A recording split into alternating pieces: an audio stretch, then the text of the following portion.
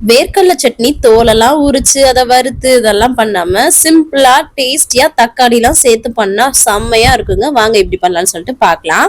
ஒரு பேன்ல கொஞ்சம் எண்ணெய் சூடு பண்ணிட்டு அதுல வந்து கடலைப்பருப்பும் வேர்க்கடலையும் சேர்த்து நல்லா வந்து வறுத்துக்கலாம்.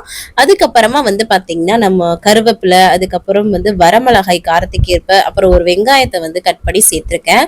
ஸோ இது எல்லாத்தையும் வந்து நல்லா வந்து வதக்கி விட்டுக்கலாம். அதுக்கப்புறமா தக்காளி வந்து சேர்த்துட்டு அது கூட தேவையான அளவு உப்பும் சேர்த்து நம்ம வந்து நல்லா வதக்கி விட்டுக்க போறோம். அவ்வளவுதான், சிம்பிள்ங்க. ஆனா டேஸ்ட் ரொம்ப நல்லா இருக்கும். கடைசியா கொஞ்சம் கொத்தமல்லி தலை தூவிட்டு அப்படியே ஒரு கிளறி விட்டுட்டு அப்படியே ஆற வச்சுட்டு நம்ம அரைச்சிட்டோம்னு வச்சுக்கோங்களேன், நம்மளோட தக்காளி வேர்க்கடலை சட்னி வந்து ரெடி ஆயிடும். கடைசி ஒரு தாளிப்பு கொடுத்தாலும் நல்லா இருக்கும், இப்படியே இருந்தாலும் சூப்பரா இருக்குங்க.